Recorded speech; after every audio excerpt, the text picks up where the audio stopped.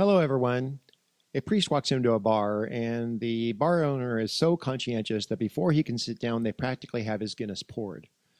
No, that's not the start of a joke. That's actually my experience any given night when I visit a local establishment called the Thirsty Pig.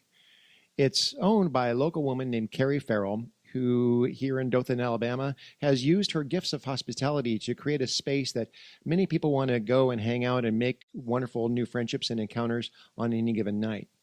Anyway, we had a wonderful conversation. She came in and we were able to talk a little bit about her story, the story of the Thirsty Pig, and how that came together and how it's going, and why those gifts of hospitality aren't celebrated enough in our culture today. But they're very vital because they are helping to reverse the trend that many of us suffer under of being so disconnected from each other. Anyway, join us.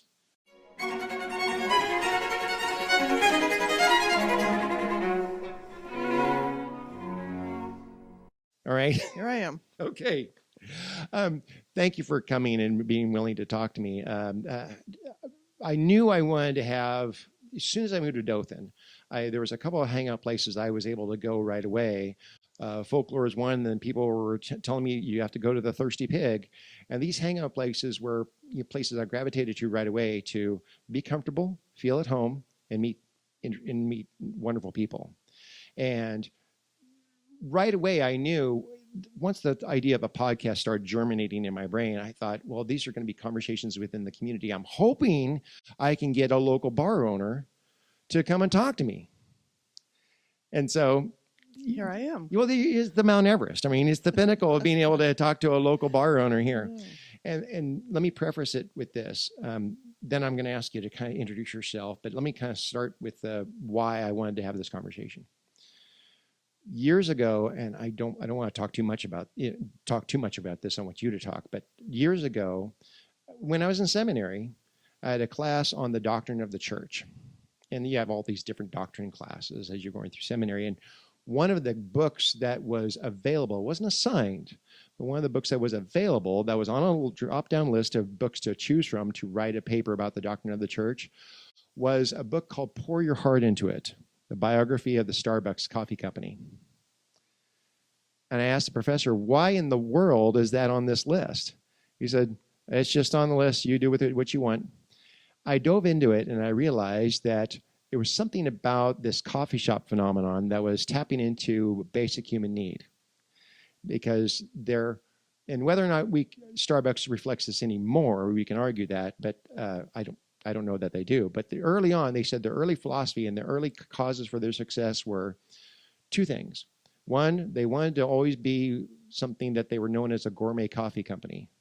I don't know if anyone knows them as that anymore, but early on, they want to be known as the gourmet coffee company. We know what's the good stuff. We don't want to serve our coffee on a transcontinental flight where it's going to be burning on the stove for an hour, and people are going to associate bad coffee with our brand name. So they always wanted to be a gourmet coffee company. That was one thing, was quality control. The second one was they wanted to be what they called the third place. Now, sociologists use these terms because their first place is home, second place is work. And the third place is that place of voluntary association that you don't have to be. You're there voluntarily to be around friends, around other people, but there's nothing compelling you to be there other than you just want to be for your social network. And I, years ago, had gotten, and this was the catalyst to my paper in the Doctrine of the Church, about how deficient sometimes churches tend to be about being the third place. It fell apart at some point. People come, they have their rituals, they leave. Which tends to make me kind of always looking at someone who's successful at creating the third place, wanting to pick their brain at how that happened. So when I go to, you see where I'm going with this? Mm-hmm. Yeah. When I go to places like folklore, specifically the Thirsty Pig, I'm like, you're tapping into something that people really need. That's why they show up. And so that was an example of third place done really well. And I feel like I'm curious about that. I feel like the church benefits from hearing that story. So having said all that and kind of getting, I really want to shut up for a little bit and just kind of let you talk about, one, could you tell us a little bit about Well, introduce yourself, give a little bit of biography as much as you're comfortable with giving, but then I'd like to hear about your story, how it led up to the story of the Thirsty Pig and how it is what it is right now. Please. Wow, that's a lot. Okay. So I'm Kerry Farrell. I own the Thirsty Pig. We opened in January of 2017, and we're in downtown Dothan. Okay. We've been watching a lot of change with downtown Dothan as it's being revitalized, and we're thrilled to be down there and be a part of that. That's really cool. I actually, in 2016, was sitting out at Folklore having a couple beers, and I had two beers, and I really wanted that third one, but I knew I needed to drive. Right. And I said to my friend that I was having a beer with, man, I wish there was one of these closer to my house. Okay. And that's kind of sort of what planted the seed. I was doing events for somebody else at the time, and it just kind of stuck in the back of my head that I kind of wanted to do this maybe closer to where I lived. Okay. And so that's kind of how it was born. Just a love of beer, and when you go to Folklore or you go to the Pig, it's just kind of a laid back vibe. It's kind of like you're hanging out in your friend's backyard. Right. And that's all I wanted to do, was create that sort of comfortable space for people to enjoy a beer and each other. Okay. Sometimes we have music, sometimes we have trivia, sometimes we have, I don't know, you name it. We've had it, I think. We've had everything there, but it's just a cool place for people to hang out and enjoy themselves. And so that was in 2016? Yeah. What was the process whereby you found property, knew what your concept was going to be? It looks like it's had a number of different building projects over the time. It has certainly grown and expanded. I bought the cheapest building that was available downtown at the time, and it was a little metal building. It still is a little metal building, and there was really no backyard to speak of. I did own a food truck, so we just parked that and said, well, if the bar part doesn't work, we'll just drive the food truck off into the sunset and do something else. But fortunately, it has worked, and through time, we've expanded the backyard. We've added a stage. We've added covered seating, all of the fun stuff. We even have a mural, since Dothan is the mural city. Right. We have a mural with pigs on it in the backyard, and we even have one of those peanut pigs out front. All in. Well, I've tried to ask people, are all the peanuts documented throughout Dothan? I don't think they are. I don't think they are, because there's been some renegade peanuts. It needs to be a scavenger hunt for people to find them all. But when I try to describe it to people, it's very difficult, because when I say, okay, it is a bar, but it's also a family place. Mm-hmm. I mean, there's dogs there where people have their water dishes. I see children running around, and it kind of defies description in some ways, because you have your inside space where people can chat and talk. And how many taps do you have? 15. 15? 15 taps. And you've got to keep the numbers straight. I mean, so. Sure. But I mean, do people just say number 12 or sometimes? Okay. But it's typically the first 4 beers are IPAs. We rotate all the beers all the time. There's very few that we keep on all the time. Guinness being the one exception. We always keep Guinness, do a proper pour of that. But we usually have 4 IPAs, 4 dark beers, 2 sours, a cider, and then some miscellaneous light drinking stuff. Okay.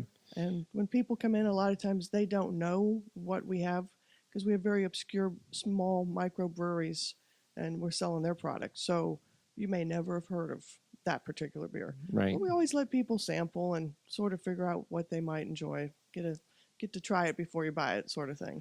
So you started on that one building, but over time it became obvious that you needed to expand, build out into the yard, because it looks like that's happened in stages. It has. Right. It has. Just this past March, we added a cover over the entire backyard. So now if it's raining or whatever the weather's doing, we're protected from that. I think I got here just in time then. Yeah. It's raining every day, I think. Oh, goodness. Well, it's funny, because for me, if I can sit outside with my pipe and it's good weather, and it's so funny, because it seems like now I've been there just enough times that the Guinness is like half poured before I can find my seat, which is wonderful. It's exactly how you want it being, feeling totally at home. Now that you've had that covered space, any weather, people are enjoying, like you said, karaoke from different, the who was it that played Friday night? Who was the Oh, Smoke and Steel, I think, played. Smoke and It was a Steel? bluegrass band. Okay, And yeah, then, that was wonderful. yeah, And then the karaoke with the Dothan soccer Dothan team, Dragons, sure. We had an right? open mic night last week, and we're just always doing whatever someone presents to me and says, "Hey, you want to do this?" My answer is yes. Before I even figure out the logistics, yes, of course we'll figure it out. Now, are you a native to Dothan? I'm not. I'm from northeastern Ohio, Really? born and raised in outside of Cleveland, on a Okay. farm in a rural section of Ohio. So what's that? So that's I've got Christmas story vibes coming. Yeah, yeah. So what's that migration story going from Cleveland to here? A big difference. I mean, when I was growing up, my dad would take me to the bar. My mom worked night shift, and so when she was trying to get some sleep, my dad would get me out of the house. But where would he take me? He took me to the pub. Right. So I'm a little kid running around a pub. That's kind of one of my earliest memories of being in a bar. Right. But in Ohio, it was very normal to take your kids to a bar because they serve food and stuff. Hmm. We moved down here, and that was not the case. Right. So I kind of wanted to create a family-friendly bar. I really don't even call it a bar. It's a tap room. It's a place. It's not really a bar. I contend that there are four classifications because this is the nerd in me. So there are bars, saloons, taverns, and pubs. Mm. And based upon atmosphere and interior decorating and what bands you book, but there is some overlap. But I contend that when people oftentimes might on these far ends of those spectrums, people might not think of taking your child to a bar, call CPS right away. Sure. But then on the other end, anyone who understands pub culture realizes, oh, that's very natural. Mm-hmm. And somewhere in those gradations of, oh no, this is where I meet people and everybody's together. It's a very healthy environment.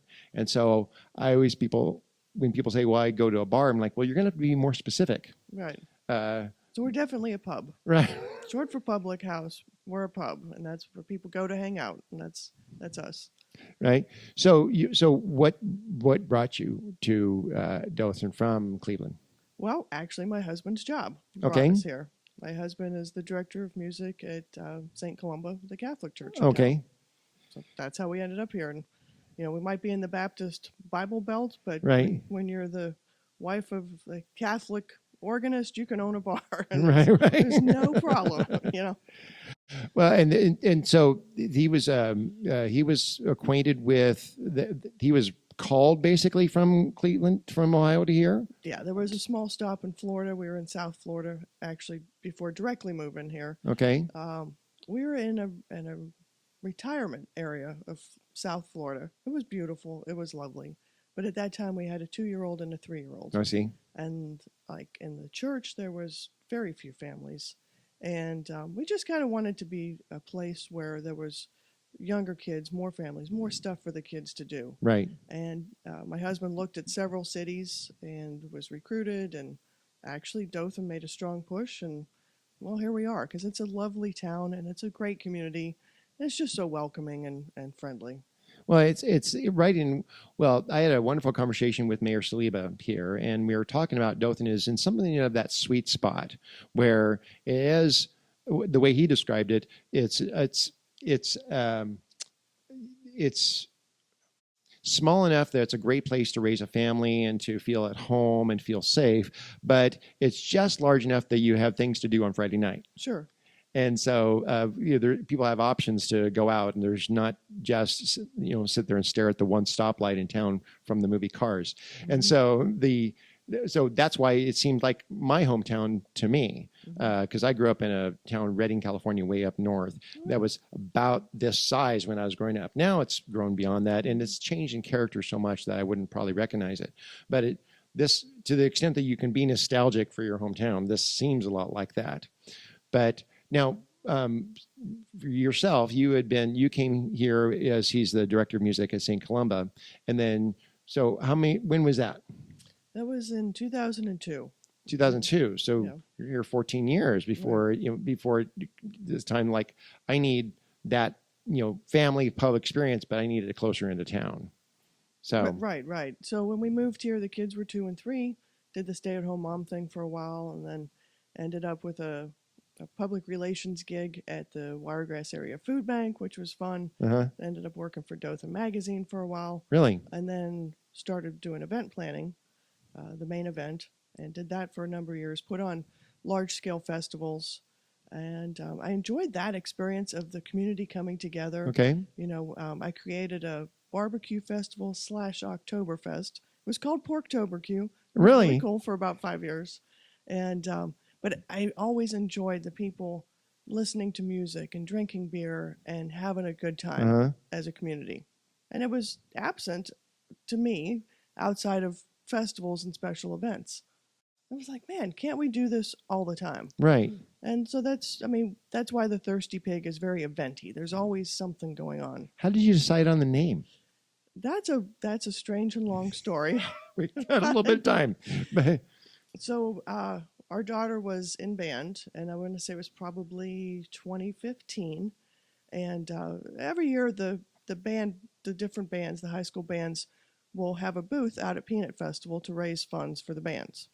And Northview High School at the time had Chick-fil-A. They'd had Chick-fil-A at the Peanut Festival forever.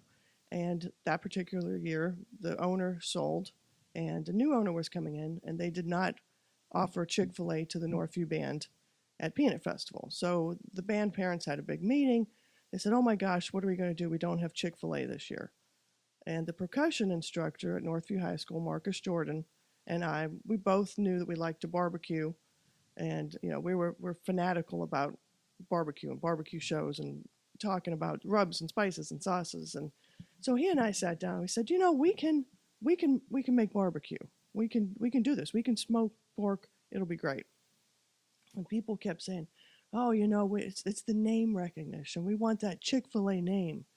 And if here it was, Mrs. Farrell and Mr. Jordan cooking barbecue, there was no name recognition. So Marcus and I sat down one afternoon. We said, what are we going to cook? We're going to make up a restaurant name to sell this barbecue at the Peanut Festival for the band boosters. Okay. And he said, well, Miss Kerry, we don't have a lot in common. You're from the north, I'm from the south. I'm a man, you're a woman. I'm black, you're white. And I said, well, we both like barbecue and we both like beer. Uh-huh. And so out of that, we figured Thirsty Pig. And so we went out to the Peanut Festival with the band boosters. We had signs made that said award-winning barbecue from the Thirsty Pig, because we actually both had won some awards in backyard competitions and stuff. And people were standing in line saying, oh yeah, I've heard of that place. It's great. We got to get the barbecue. Like you have never heard of this place. We just made it up. We just made it up. So, marketing, a little bit of marketing knowledge goes a long way. But fast forward a couple years, and I decided to open this place up.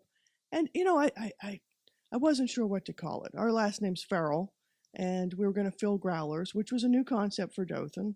And I thought, well, maybe we'll call it, Farrell's Filling Station, or, just coming up with names.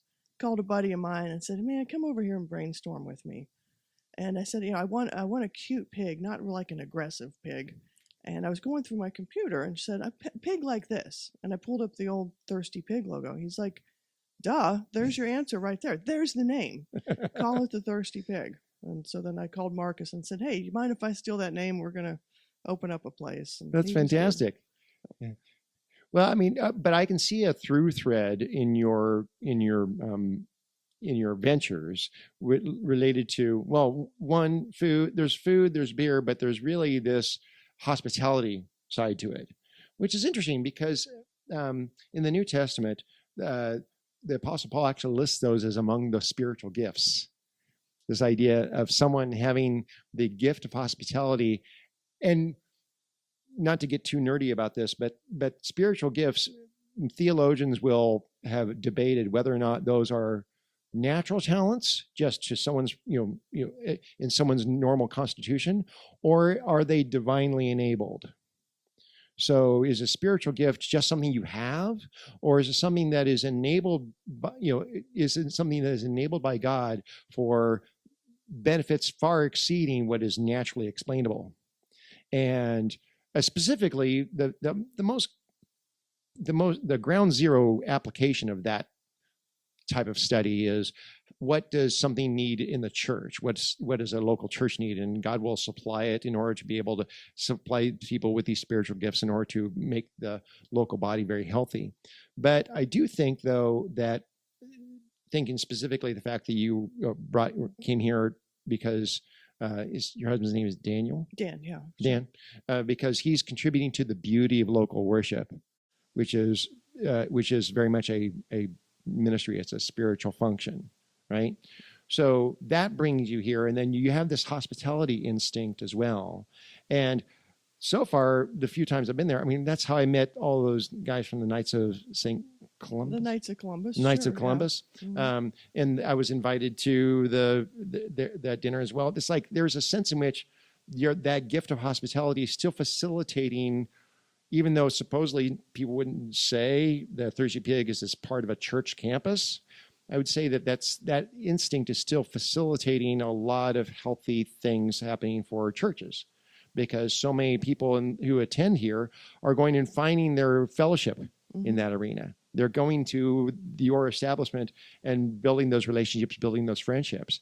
And look where it took me. I wound up at the seminary dinner, making new friends there. Right. So it's not obvious to me at all that your instinct for hospitality isn't being divinely helped along.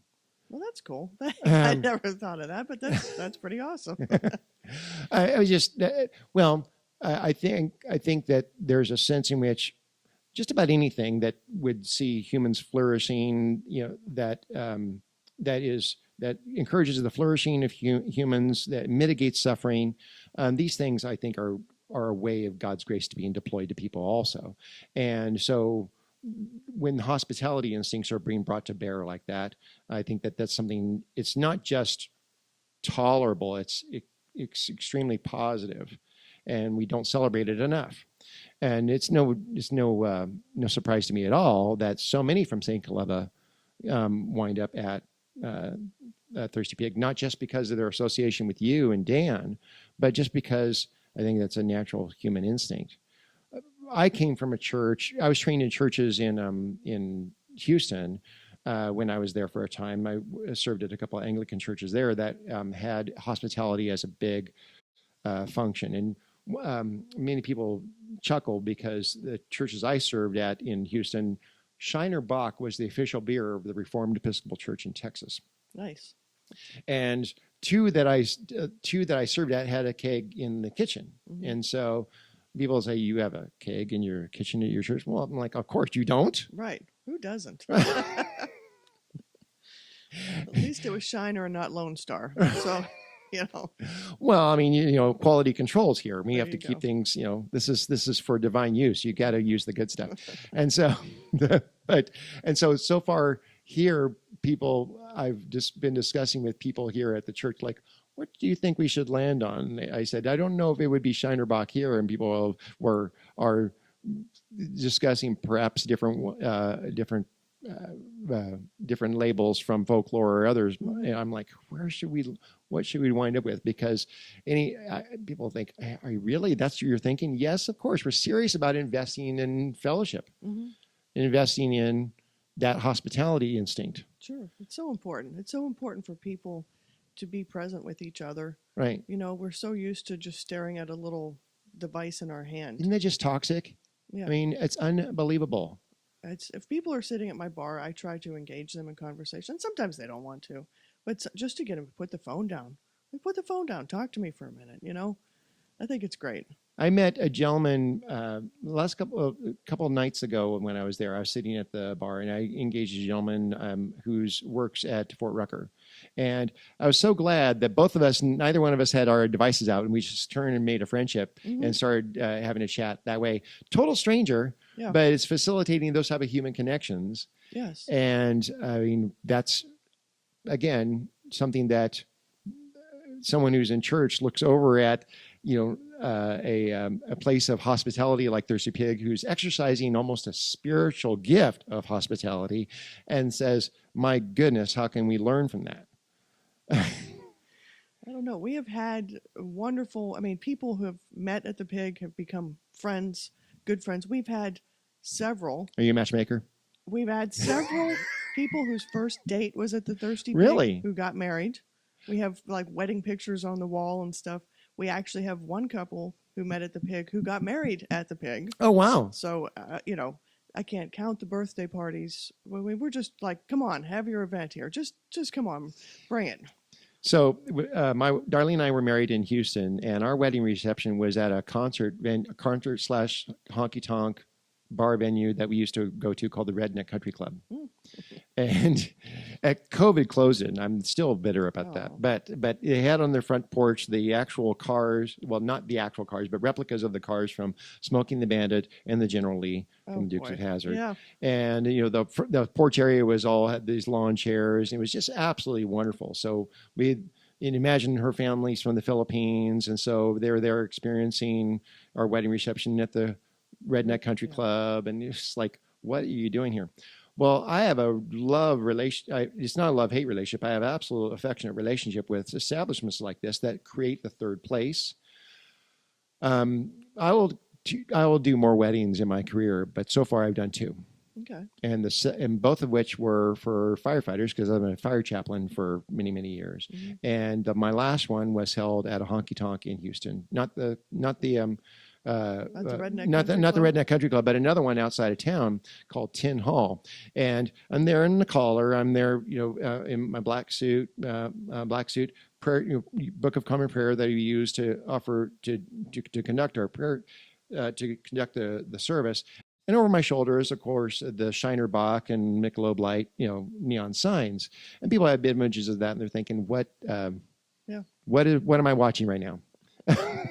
What's this image? How do I interpret this? And so I came away from that. It actually spawned a really fun talk about what I refer to as spontaneous sacred space, because as an archaeologist, I'm all about spatial specificity, and why is it that people create architecture in that this area is sacred, and it creates sacred space that's different from every other common space. But sometimes sacred space isn't always architectural. Sometimes it's spontaneous. And I use the example of the burning bush from Exodus. There's nothing special about the back end of the wilderness of Midian behind Mount Horeb, behind Mount Sinai, where God shows up to meet Moses there. There is no temple already erected. There's nothing. It's just that's where he chose to meet him. And when God's the fire, any old bush will do. And so, but that's the idea of spontaneous sacred space, because it becomes sacred where it is that the sacred thing occurs. Okay.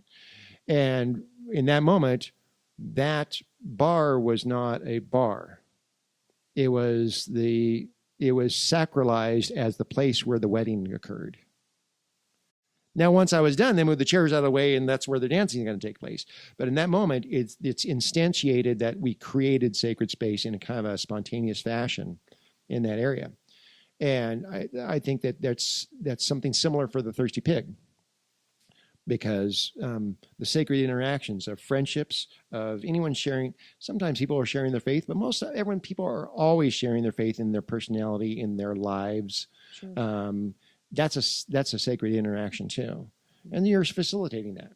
So, yeah, I'm sorry. Did I think about it differently than you? No, that's cool. It's a great way to think about it. One of the first days I was open, a lady came in, had not been back, I don't think. And she just looked at me and said, "You were born to do this."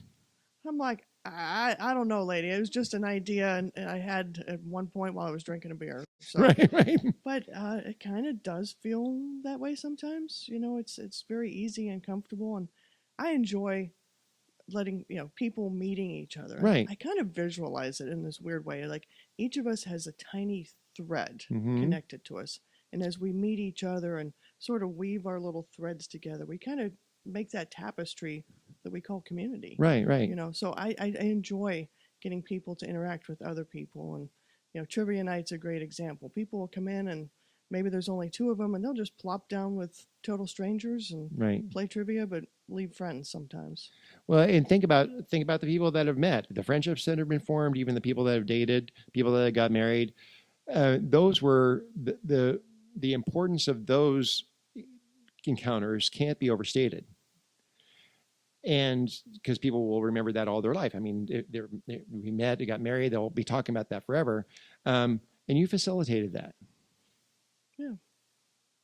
We have a young man that works in our food truck, has worked there for a while. He's decided to enter the seminary. Oh, So there you he had go. to turn in his resignation, which, of course, that's wonderful.